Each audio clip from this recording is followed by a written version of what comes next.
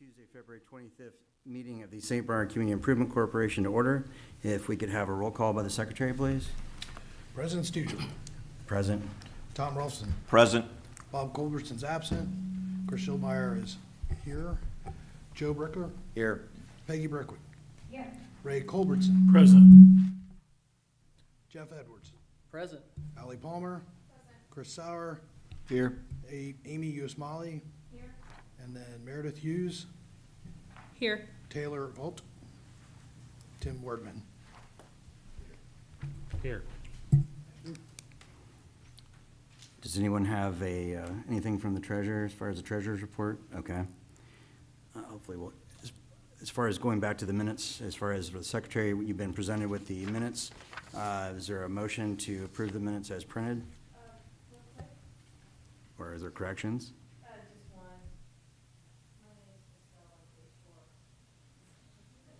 There's going to be a lot of misspellings in this one. The program that I used did not really capture very well, so I'll go back and repair that. Yeah. Yeah, my name was spelled wrong too, so Yours you was- already know about it. Yours was intentional, Tom, but not yours, Amy, so And I'll fix also, that. I didn't miss it, I was late. Yeah, oh, that is true. I should correct that, yeah.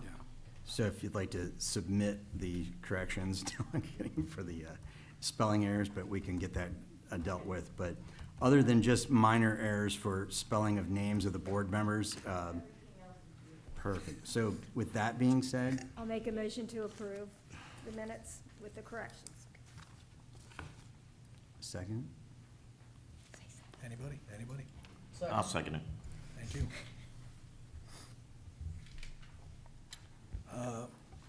That motion was put forward by Peggy, seconded by Tom. All those in favor? Aye. Okay, as far as action items, as far as an update on the relocation specialist on the remaining tenant, basically at this point,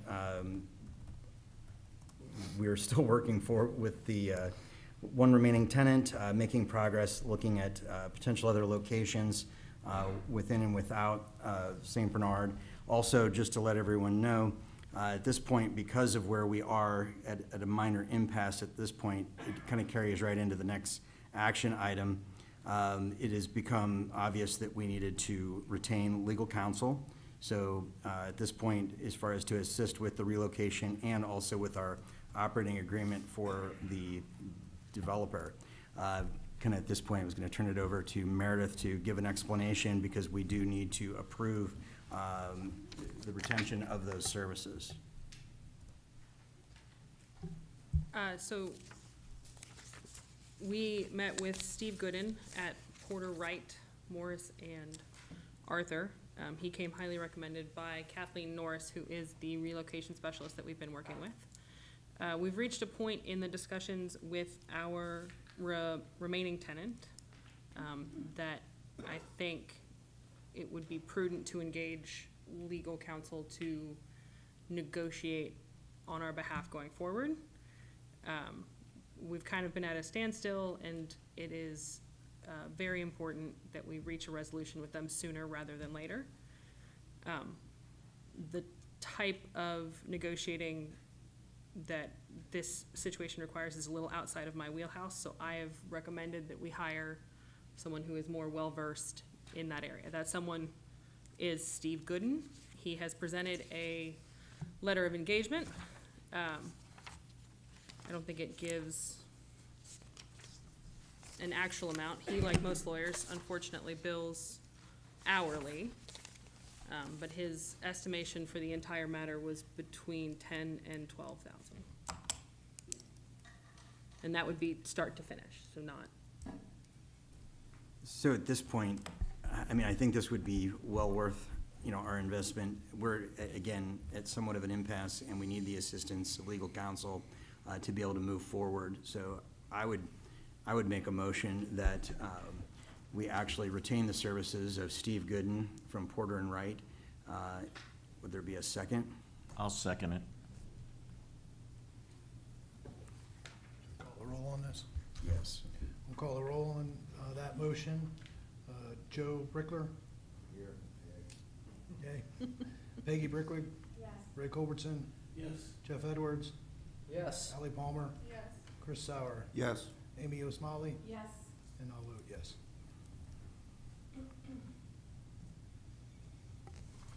Did you call my name? We skipped. Sorry, Tom Rolfson Yes. and Bob Culbertson's absent. Motion passes. Okay. And we'll reach out to Steve in the morning. I have a question. Okay. Are we still using that lady for relocation, or is that on hold, or? So, yes, so, first item, basically, she has been actively working on our behalf, and at this point, as far as she can get, as far as presenting options to the actual tenant, whether or not, looking at other particular storefronts, inside and out of St. Bernard, basically, they don't have any reason that they have to move at any speed.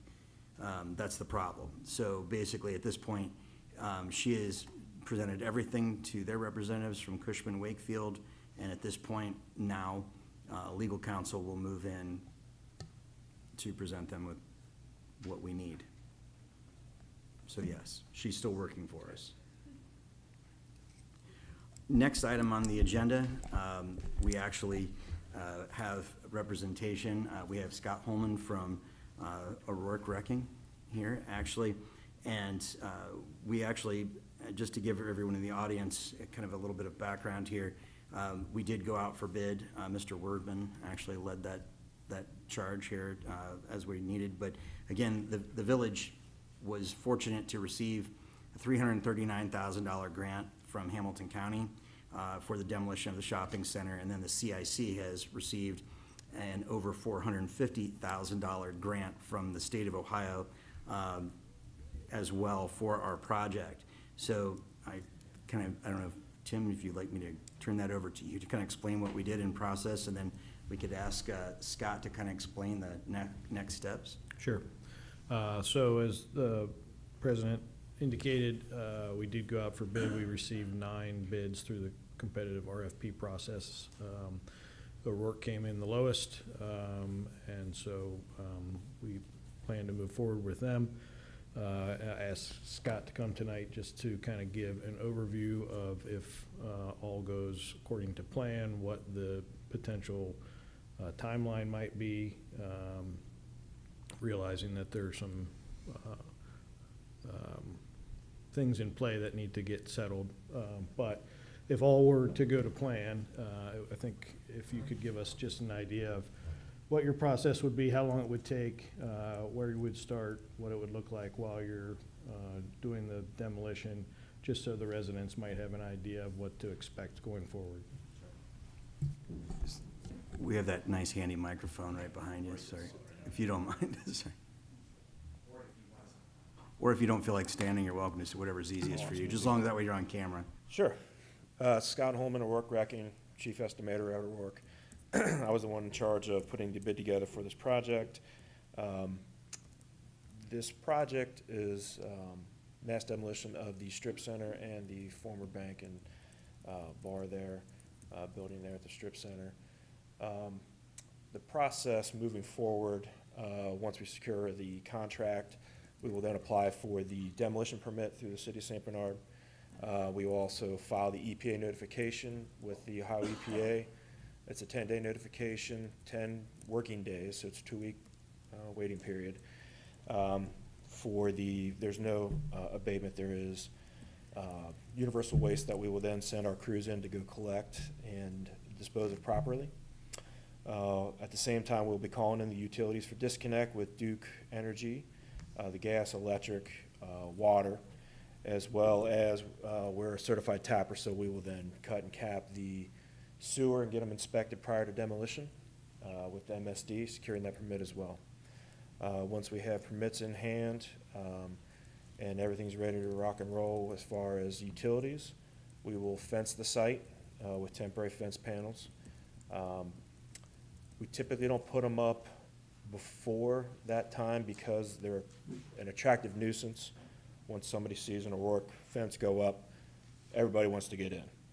So we tend to do it right before we start work. So put the fence up.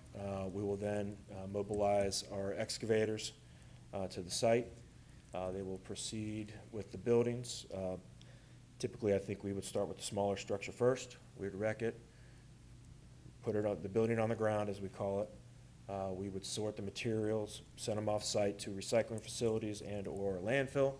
We operate a licensed C&D debris landfill over on the west side of town in Cleves, where a lot of this debris is going to go to. At that facility, we also recycle clean concrete, so whatever clean concrete we get out of the job, we will then crush, turn to 304, and use on future projects elsewhere. We'll pull all footings, foundations out of the buildings, and then we will backfill the buildings to grade, compacting that fill into the site so that it's a buildable ready, shovel-ready site, as we call it, when we get done.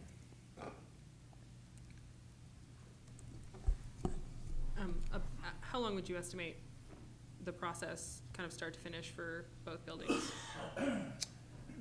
We estimated that the small structure take us about 5 days to wreck, and the larger structure would be 15 days, working days. Okay. So month and a half, we'll have the project completed, topsoil seed installed. When would you start it? As soon as we can secure a contract, we'll start the process. The initial work up front, which is not work that typically people see, is the permitting, the filing for the EPA notification, and the utility work. Duke sometimes can take a little bit of time. Upfront work sometimes can take up to 4 weeks to complete, to get them scheduled, get them out, get the work completed, have them sign off, making sure everything's been done and safe. And once we get boots on the ground, as we call it, we're talking month and a half to complete the work. What I'm asking about is because we have a tenant in there, you know, and I don't know if you would tear down the bank building and then level that and then maybe move over when the tenant gets out or something, or how you would do that. Yeah, we can do that. We can start with the first building we know is vacant and work there with the hopes that they're out by the time we're finished and moving on to the next. So just to clear a couple things up, so basically this was more or less put out that it was going to be 2 phases. So yes, it was intended that the bank building come down first, and then the strip center would be forthcoming once it's worked out with the tenant. Or I'm just going to say this, you know, if it's not worked out with the tenant, we'll make revisions to the plan and potentially demo right up to them. So we're not going to lose time on money that we've been given from 2 different resources at this point. So we're not going to lose that. I mean, we could potentially tear down from the old Save-A-Lot to Dollar General and leave that portion of the structure if we absolutely had to. We're not going to lose out on what we're doing and have someone hold us hostage. Okay, so, but that building, the utilities is for the whole thing, right? They don't have separate utilities for just that building. So the utilities, it's metered separately, and the electrical service and everything is actually on the south side of the building by the breezeway, close to Bigby. So we're actually okay. It's not the reverse. And they have heating separate in that building? That is correct. Okay. So as far as, you know, we're going to keep moving forward in an expedient manner as far as once we can get this dealt with. But right now, currently, we're right in the beginning of the review of the draft of the contract, and we'll keep moving right along for both parties to be able to do what we need to do, our due diligence to get to O'Rourke so that they can move forward with the permitting process and what they need to do. So just for clarification, 4 weeks for permitting and such, and then plus a month and a half to 2 months for the actual demo. That's correct, but. So approximately 3 months, if it is weather. Correct, yeah, and really the wild card there is the utilities, how long the utilities take. They sometimes can take a little longer if there is a project that has a transformer that's part of it that Duke will have to run through their engineering program to figure out pulling that load off the line. Sometimes they have to figure out how they're going to do that. which takes a little bit of time, but I don't think we're gonna have that in this case, but sometimes that will peek its head up at sometimes too. But And I would just interject that knowing that, I will be reaching out to our contact at Duke to try to at least put this on the radar screen, that we're gonna need some assistance with this, and I'm hopeful that that will help remedy any kind of long-term delay we might have. And one thing I also will point out, so we are conscious of the fact that there are other adjoining businesses. So, we will be considerate to making sure that, access to Skyline and Bigby and the professional building will still be able to be, everything will be operational during this process. So I don't think there'll be any issue. Does anyone in the group have any other questions for Scott? And we'll be getting you the electronic version of the contract, and unless you have any questions for us, we really appreciate you coming out. And I have one question Okay. for Scott. yeah. Can you tell everyone your experience with St. Bernard? Well, it's a bit of a family tradition. I've had my grandfather and my father grew up here. Grandfather lived here. Whole family went to Roger Bacon. I'm a grad of Roger Bacon. Still got family lives here in the village, in the city, and it's got a fond place in my heart. Spent a lot of time here. Well, we appreciate the fact that we have somebody that has some St. Bernard connection to tear down some of our prized buildings. Well, we just did what across the street from me here, so we took care of the high school and the elementary school last year. Well, thank you again. We really appreciate you taking the time to come Yeah, out here with us my this pleasure. evening. Appreciate the invite. Technical question, does the CIC sign the contract for the demo since we own the property? No. It's this, We don't have to sign the contract to demo the property we own? so, no, the demo, as far as the contract, I guess we could sign off with it, but basically, as far as the portion that we have at this, yes, I would be signing off on that part, but there was also at the same time, the demo, as far as the grant, was awarded to the village. So it's a combination of the two. Okay. I don't know if we need to, at this point, I guess maybe we go back to Tim, if there's anything that you think that we need at this point. I mean, I 'Cause think it is if we- actually- if the village just got a release from the CIC, that may So we be may need, sufficient. whether we need to vote on that as far as, because it is. I might recommend moving a vote confirming that the CIC is okay with demoing the property, just so there is a I will make that motion. All right, paper trail. so this one we'd have to vote on. So just to be clear, because this is not what I thought, but that's fine. So the contract that O'Rourke is going to sign is actually with the city of the village of St. Bernard, not the CIC. That is correct, because the village is the entity that holds the funds that will be used for the demolition and will be paid to O'Rourke. But to Ms. Hughes' point, because the property is actually owned by the CIC, I think there is some validity to having some sort of acknowledgement and/or release from the CIC to the village stating, as property owner, they are fine with the village undertaking this on behalf of the CIC.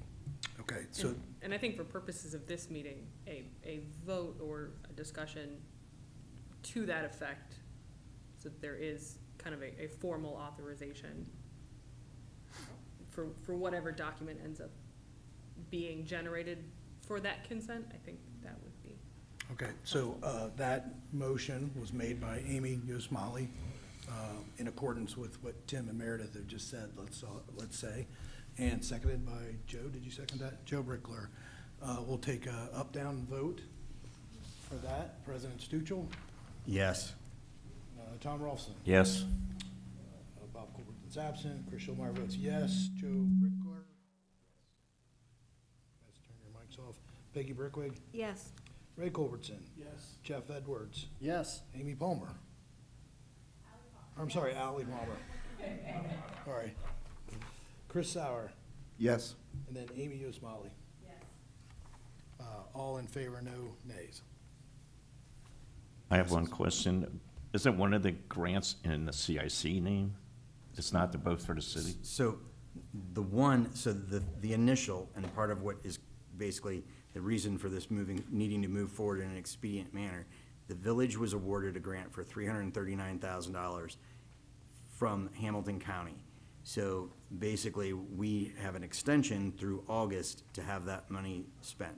The $339,000 will cover the demolition of both buildings.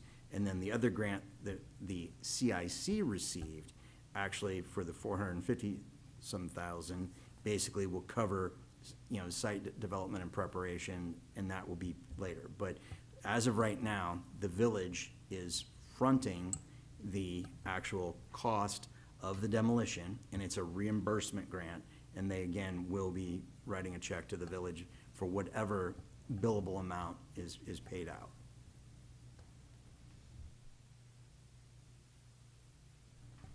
Anyone else have any questions on that?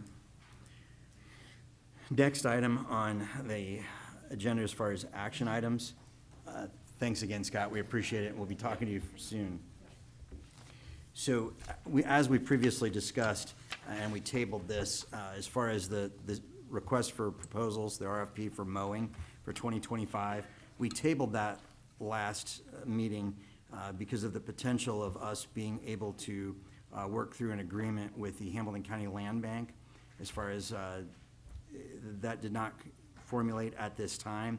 So we do need to move through with advertising the opportunity for contractors to bid on the mowing of our properties. Each of you have been presented with a copy of that. Our property list hasn't changed, obviously. We are actually asking that bids be submitted by Monday, March 24th by 5 p.m. to City Hall so that we can actually vote on this to accept any of the bids and have the bid opening at that meeting. So at this point, it does not mean that there could not be a future opportunity for the CIC to actually go into a formal agreement with the land bank. But at this point, we do need to move forward, and we will still make efforts to move forward with that, which there is great benefit for the CIC likewise. But as far as even if we do end up having a bid that is awarded, I do have language that I've included in this, that the CIC may also, with reasonable notice, go under contract with the Hamilton County Land Bank to acquire and maintain the properties within the CIC's portfolio. There is a possibility. However, we could also end up working on an agreement with the land bank, if indeed that goes forward, to continue with the maintenance of our properties until the end of this contract. I have a question. How are we advertising this? So, like we have done previously, we'll add this in the village newsletter. I will do a call command reminding people that they're available for pickup, mention it at council meetings. We don't put it in the newspaper, but, we do make every effort to do so. And then, of course, you're welcome to tell anyone that you know. We also depend on the networking within our own group to be able to allow for other, citizens and whatnot. And again, these bid packets will be available here at City Hall, and I'll make sure also at the same time that a downloadable version of this is available on the village website. And again, a link to this will also be available in the forthcoming newsletter for the month of March. So at this point, if anyone doesn't have any objection, there really isn't any need to vote on this. You're only going to be voting on accepting the bid, but unless anyone has an objection, I would like to go ahead and move forward with this, because actually we've April 15th is the expected beginning of our mowing season per the contract. John, would you expect that either the two demolished properties would go to grass and require cutting this season? So really it's the only one that the contractor has ever had to do anything is really the grass area, that's right there on the side of the bank. That's been it. Right, I'm saying if it comes down and then it goes to seed, is that a concern this year? We may have to, worst case scenario, I guess we have to find out how they're gonna backfill that. So we will assume at this point that the grass area would have to be cut.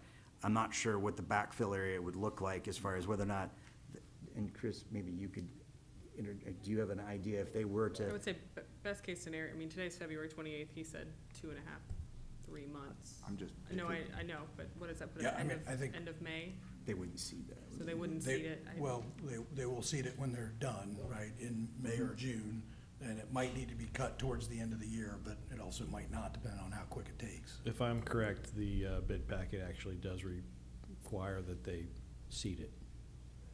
So we can deal with that, and worst case scenario, I'll know it. I'll help you. Okay. All right, so we're good with, Yeah, we're good with that then? All right.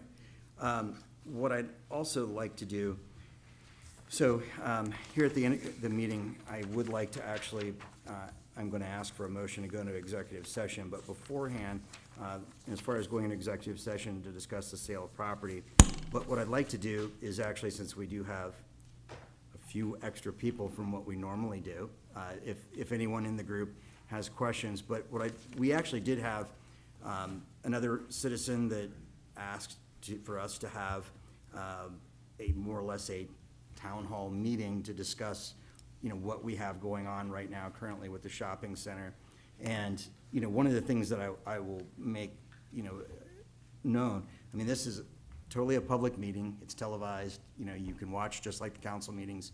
We would love to see more people take an interest in this group and what's happening. So, again, there isn't anything that we really have to hide within this group. Our developer that we have currently, that we're working with, that we're working to, finalize an operating agreement, has had, this goes back, a couple of years now, and it did take a little while for us to get to a point where we could move forward with 11 interest rate hikes.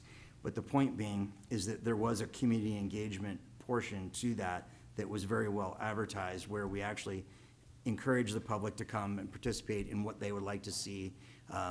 The architects were great in absolutely facilitating that process.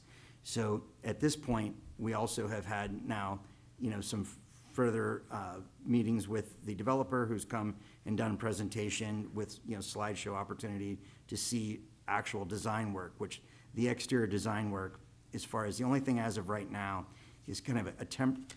This is not 100% final. Yes, we've had some design work here, but as far as exterior finishes have not been finalized. But as far as to get a better idea of the footprint as to what we will be looking at there in that area. So we are actually back to a two building model. So again, with the goal of having, some site of Skyline and Bigby and, an actual pedestrian and traffic one-way in. But the majority of this is yet to be finalized as far as, finished design work. But we are working with, as I said, the developer to actually make sure that the actual architectural integrity matches that of the community. We are 100% against having something that does not flow. We'll make a commitment to the community that it's going to be something that would at least be aesthetically pleasing. So to let you all know, again, some of the other questions that came from the individual that wanted to come tonight but couldn't be here, there were questions about what's happening, again, with the shopping center. And again, this was something that's been a long time coming. We've been working on this diligently. I know that this lag period in the middle has been frustrating, and it has with us as well. But, when you're talking about a potentially $40 million project, and you had the multiple interest rate hikes, it put the brakes on. And then, of course, we have been working as well to deal with the relocation of a final tenant as well, so that we could proceed. But there was a multiple step process in this as well with respect to the demolition. So we also couldn't demolish a building that wasn't necessarily ours. So that we worked through that process. Hamilton County was also very generous to be able to provide a grant so that we could actually pay off the remaining loan on the bank building for the CIC, so that we then could proceed with demolition. So we've been very fortunate to have a great working relationship with Hamilton County, and they've been able to make funds available to us so that we could bring this to fruition. And another question that was brought up with the individual that couldn't be here, asking, how do you get involved in the CIC? So the CIC, we actually have, you know, a board of directors of 11. So basically, there is a breakdown as to the number of individuals. So it's comprised of basically 5 elected or appointed officials, 4 residents, and 2 business district representatives. So one of the things and how this works when we have an opening is that we do advertise this. We've in the village newsletter, we call commands, we've announced it at council meetings. But when we do have an opening for one of the respective positions, depending on whether, again, a resident, elected or appointed, or even the business district representatives, we make that known and give everyone an opportunity that would want to get involved, to come make a presentation, and we actually do hold an election. So we do have a process that we cycle our board members off, but you are entitled to actually put your name back in the hat to run again, as well as individuals from the outside. So we do encourage people to get involved, and we hope that with further community engagement that it develops some interest, so that potentially we could have some new people that are willing to get involved and help actually work on these kinds of projects. So as far as, before basically we open it up to the public, if you have any general questions or anything specific about the CIC or this project, I do need to just follow, an order as far as if anyone in the CIC, the board itself, have anything under open discussion or additional agenda items before we open it up to any public questions. Is there anyone in the audience that has any questions? Yeah. Good. Can everyone hear me? I don't really like using the mic, but I want to make sure that everyone can hear me. Benjamin Fraley, 4511 Park Place. I know that the last time that there was a pretty significant open engagement with the future development of that site was way back years ago during like COVID times. When was the most recent discussion about what that development looks like in terms of the total number of units, the going rate of the units, and other information like that? Because I know that, again, that was a brief discussion that we had with like the Civitas Development Group back during COVID, but that was years ago, and I'm not sure if anybody, and I guess citizen-wise who's not in the CIC, would remember any of those details. Or are those details available elsewhere? So some of the details are, so basically we were, Darren was here roughly 3 months ago. Okay. And basically had and this was this was not an executive session, this was all during the public side. Basically discussed, the site, the footprint, the site plan, again, the finishing, the exterior finishes, whatnot, that's not finalized. Right. They are, working through their, pro forma, and hopefully we will be at a point very soon where we will be able to announce, lease rates, that kind of thing. One of the things that I can tell you that we had discussed, and in the CIC's discussion with the developer itself, we actually were insistent on having some additional square footage for retail. So I will tell you that a lot of it changed during the interest rate hikes, basically the underwriting process to finance everything. Basically, the 10,000 square feet that was originally allotted was reduced by 50%. So, but it was reduced even more than that during the initial project. But we insisted that there still be, and you can see actually in the layout, the portion where there's the purple, basically the whole idea of having the retail space in the front, and also there's a retail flex. So there's actually 3 potential areas that could be utilized for retail space, instead of having a very large footprint. And when I say large footprint, as far as they're not gonna be anything with several thousand square feet for rent, because first off, you're not finding anyone that's willing to rent that kind of square footage.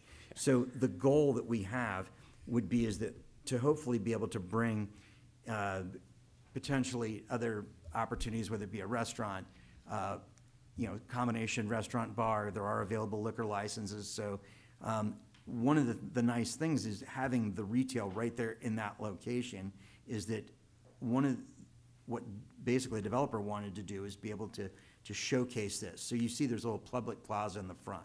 So we're kind of looking at it as a community gathering space as well. Sure. The goal also at the same time with this is that being able to utilize this area for things like down the road, we might be able to say, hey, great, we can have a farmer's market or have a small pop-up concert or anything like that. But as far as starting the 100% starting the engagement process over, I know there was a. Well, I'm not saying we need to start it Yeah, over. yeah. I just a But, refresher of you know, information, I guess. So basically, once the CIC moves forward with the operating agreement and that's formalized, there's a whole lot more that'll be forthcoming that can be made public as they progress. Okay. So Okay. we are not in a position at this point to disclose, because we don't necessarily have them, as far as the exact lease rates and whatnot. So. Sure. And but that was just we're- an example of This is gonna information I was go, looking but for. I can tell you that once we can get to the point of agreeing, I think it'll start moving along. And I don't know. Well, and it's worth, I mean, I'm not sure if you're looking for a specific number, but they will be market rate apartments. So I understand that it's a. Right, it's a I mean, broad- market rate apartments are like everywhere, and that doesn't mean they're also gonna get used to, but that's not my concern, but I'm sorry, please continue. Okay. Then we don't have a specific number for you. Yeah, no, again, I'm not necessarily looking for a specific number, just really more just general information, or if there was a place that if a concerned citizen wanted to go and find more information about the status of the development, where could they go aside from coming to meetings? And again, looking through CIC meetings is just as riveting as reading a yellow pages, if that's not dating me too much. But again, if there's a more publicly available place for information, where could one find that? I guess that's probably the more appropriate question I was trying to ask. So what I would say right at this point, right this moment, there is not a place for you to go to find it. Okay.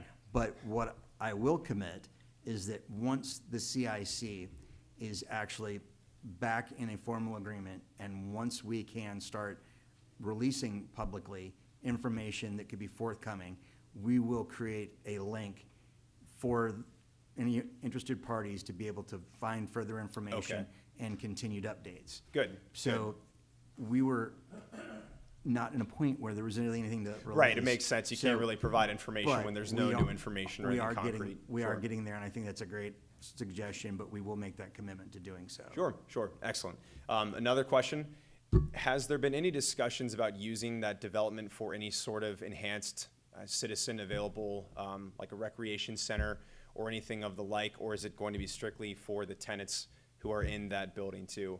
Again, I figured since we're going through the process of redevelopment, why not consider what the citizens might want? Again, I think rehabbing the rec center would be a good option, or having an improved rec center would be a good option. But again, I'm not really sure if that's feasible for this discussion or not, but I was curious if anything internally. So as far as discussed. having anything within this development, as far as it's open to the public, I mean, if anything that they would, amenities that they have would pretty much, at Be this point, be exclusive to the specific tenants? to the Okay. tenants. Okay.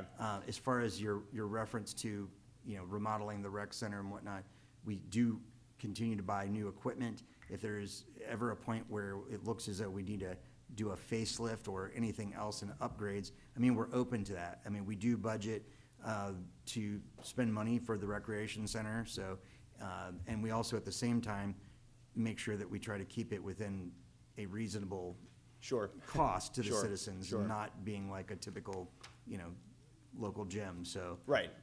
And I wasn't so much asking if that falls within the purview of the CIC. I was just curious, since this is a relatively big development, I thought it might be a worthwhile conversation. Hey, could we get, instead of this just being strictly mixed use for, like, I don't know, private retail, why not have like a municipal building there? That was more of what I was alluding to. But again, it sounds like that kind of falls outside of the scope. So, and not to try to totally keep this going on. Right, But right. basically, we have unutilized space already within our ownership. Right. So, we need to look at how that we can best utilize that space here before we would look at trying to take over anyone else's Right. area. But, I mean, I don't know that we're gonna be occupying anything within that at this point. Doesn't mean that could never be up for discussion. But Okay. at this point, Okay. that was not something that was actually built into the plan itself. Okay.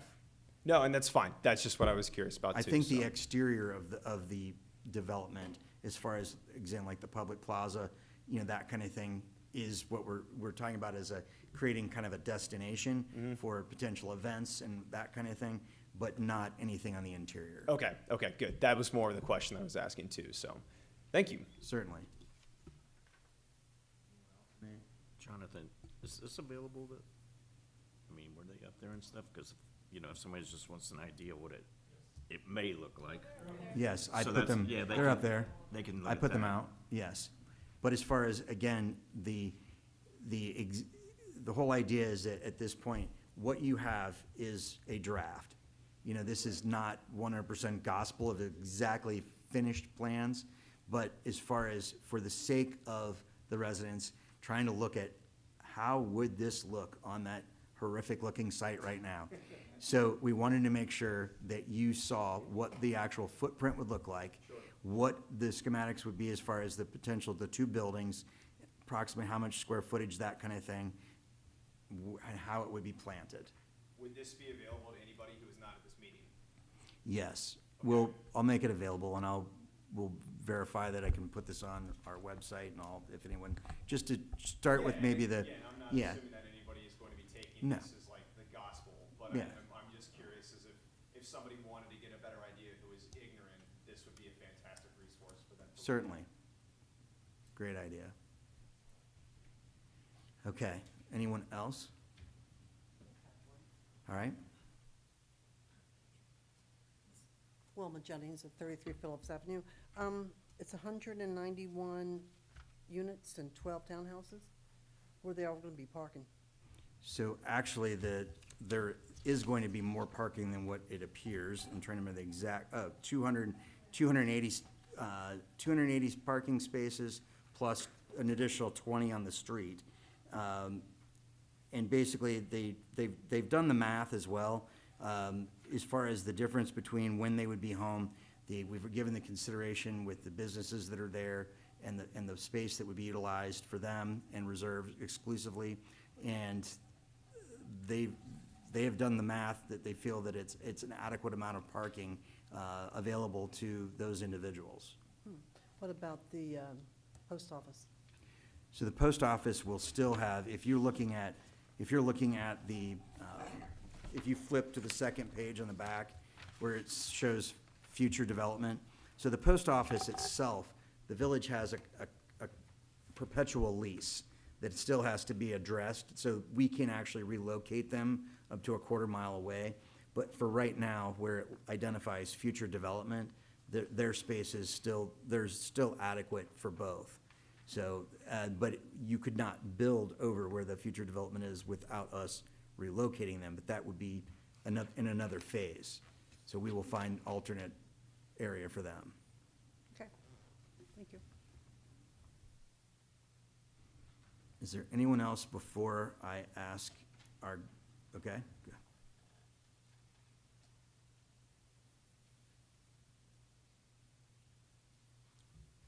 Tom Cunningham, 702 East Ross. I noticed in the paper that the old firehouse and Long John Silver's is listed as a contract for future development. What's that going to be, or can you say? As far as that particular area, as far as it would be part of what we're actually working on right now for the shopping center. So, I mean, that's not, as of right now, it's not listed for sale. So basically, it's still, we have to maintain it, but I mean, it would be part of, our future contract for development with actually the developer. But it's the only thing that we have that potentially could go under contract per se at any one time. And the reason it's identified on that list in that manner is that those properties are subject to interference of the mowing contract because someone else could potentially start a project, that's all. But I mean, it's not, there is not a defined plan as of yet for that property. So, and the same thing when, on the list itself where when we were in discussion for the construction of townhomes on Tower Avenue, we wanted those individuals to know that we're bidding, that again, those parcels could go up for sale and potentially be advertised for development. Okay, I'd like to take this opportunity to suggest that the Long John Silver's lot have a United Dairy Farmers and gas station on it. since this town basically has no gas stations. We'll take that under consideration, so, and bring that up, the developer. All right, thank you. Thank you.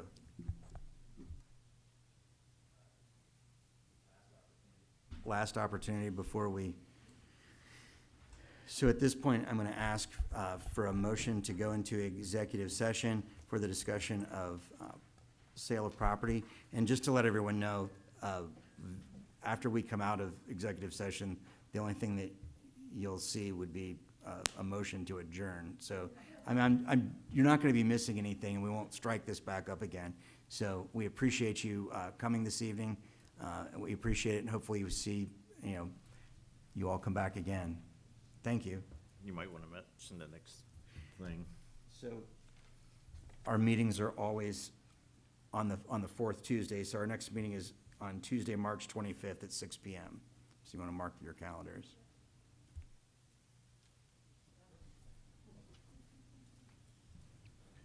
Would somebody like to make a motion to go into executive session? I'll make a motion that we go into executive session.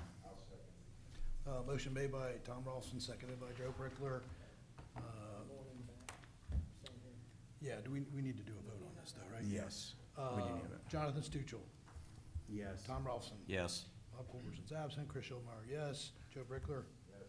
Peggy Brickwig. Yes. Ray Culbertson. Yes. Jeff Edwards. Yes. Ally Palmer. Yes. Chris Sauer. Yes. Amy Osmalley. Passes. Sorry, Ally. So we actually can pause for that part and then ask Gus to leave.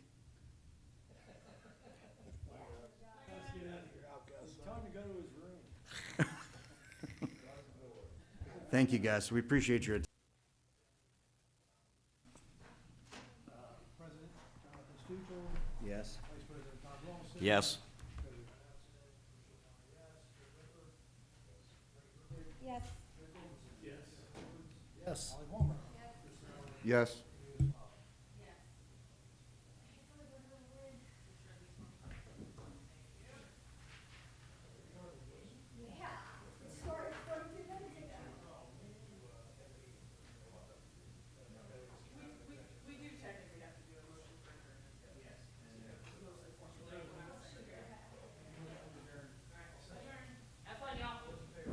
Aye. Aye.